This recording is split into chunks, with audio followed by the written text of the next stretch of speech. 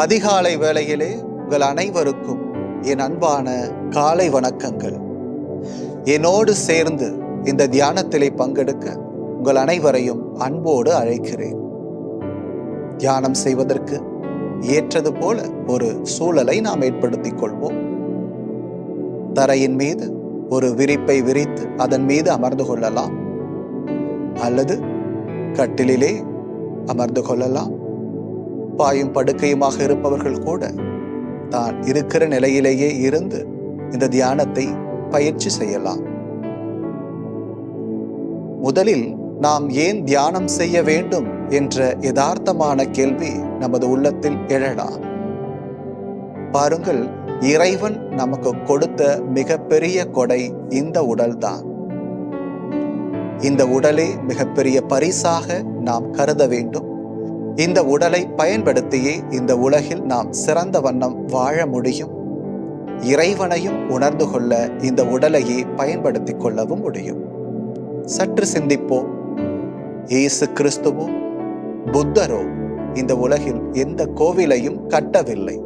மாறாக அவர்கள் சுவாசித்த ஒவ்வொரு மூச்சையும் பரிசுத்தமான விதத்திலே சுவாசித்தார்கள். விழிப்போடு சுவாசித்தார்கள். தனது உடலை கோவிலாக மாற்றினார்கள். இந்த உலகிலே அவர்கள் ஒளியாக ஜொலித்தார்கள். தனது உடலை கோவிலாக அவர்கள் உணர்ந்து கொண்டார்கள். இந்த உடல் தூய ஆவி தங்கி வாழும் ஆலயம் என்பதை அறிந்து உணர்ந்து வாழ்ந்தார்கள். ஆகவே நாமும் இறைவன் நமக்கு கொடுத்த இந்த உடலை பயன்படுத்தி சிறந்த முறையில் தியானம் செய்து விழிப்போடு சுவாசித்து நாம் இந்த உடலின் வழியாக இறைவனை இந்த தியானத்திலே உணர்ந்து கொள்வோம். இறைவன் படைத்த ஒவ்வொரு படைப்பும் அதிகாலை வேளையிலே இறைவனை புகழ்கிறது. அந்த இறைவனின் உன்னத படைப்பான நாமும் இவ்வதிகாலை வேளையிலே இறைவனை இந்த பாடலின் மூலமாக புகழ்வோம், இறைவனை மாட்சிப்படுத்துவோம். இந்த பஜனிலே நம்மையே இறைவனோடு இணைத்துக் கொள்வோம். கண்களை மூடியவர்களாக இந்த பஜனை முழு மனதோடு கூட, ஆர்வத்தோடு கூட, அன்போடு கூட, விசுவாசத்தோடு கூட பாடி துதிப்போம்.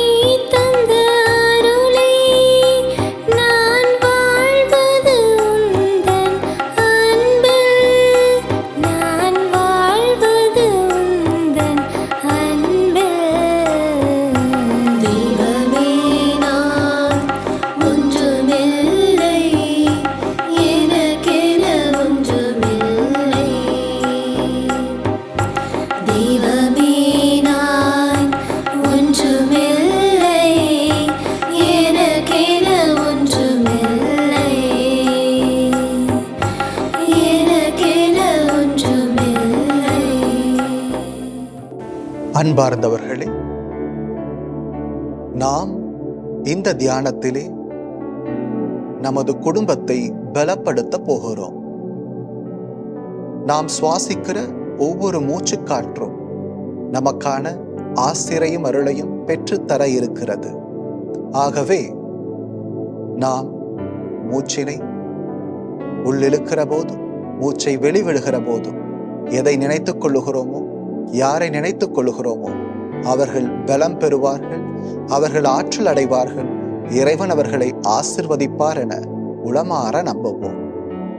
நமது குடும்பமே நமக்கான ஆசிர்வாதம்.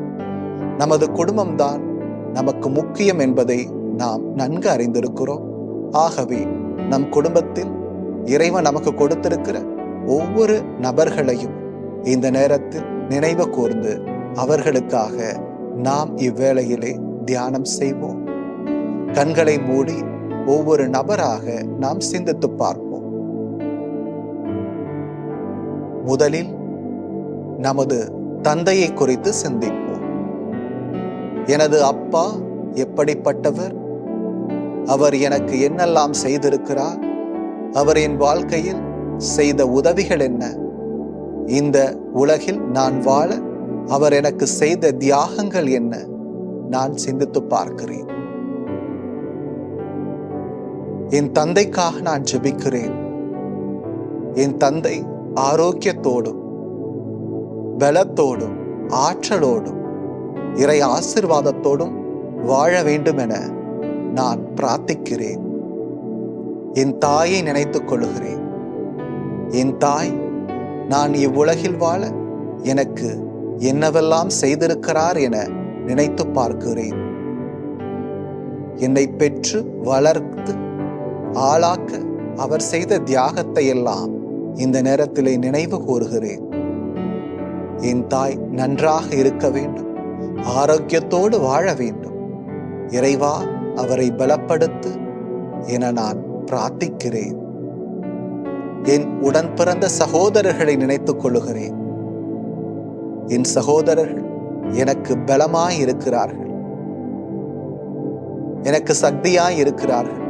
என் உடன் பிறந்தவர்கள் என்னோடு கூட வாழ்கிறார்கள், எனக்கு துணையானவர்கள் அவர்கள்.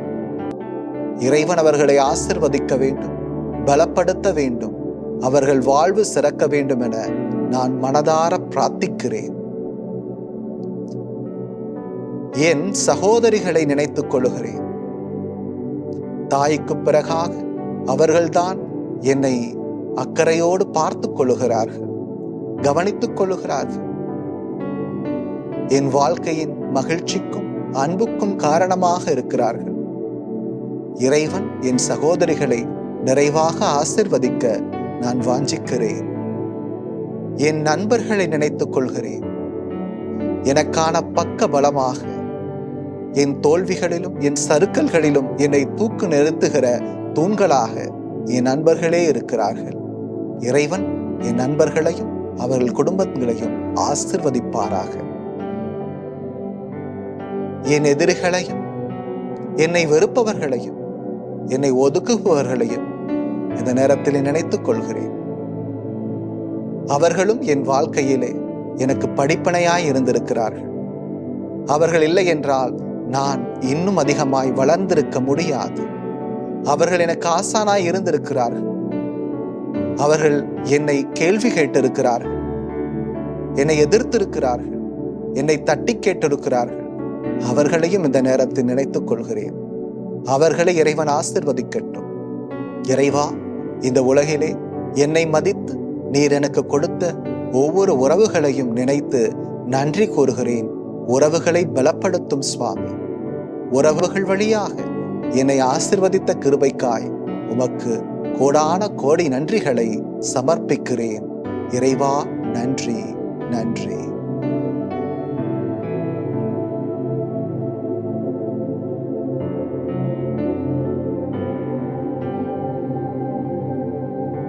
அன்பார்ந்த சகோதர சகோதரிகளே, உள்ளத்திலே கோபம் இருந்தால்தான் வெளியே நமக்கு எதிர்ப்பு இருக்கும்.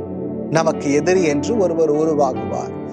ஆனால் உள்ளத்திலே கோபம் இல்லாத போது அனைவரும் நமது நண்பர்கள்தான்.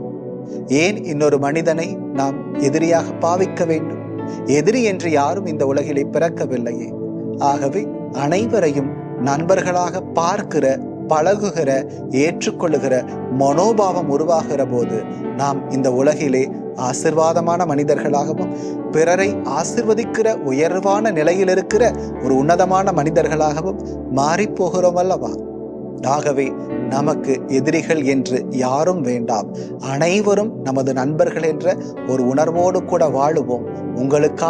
உங்களை சுற்றி இருக்கிற மனிதர்கள் எல்லாம் உங்களை ஆசிர்வதிக்க வந்தவர்களே. இந்த நாள் இனிய நாளாக அமையட்டும்.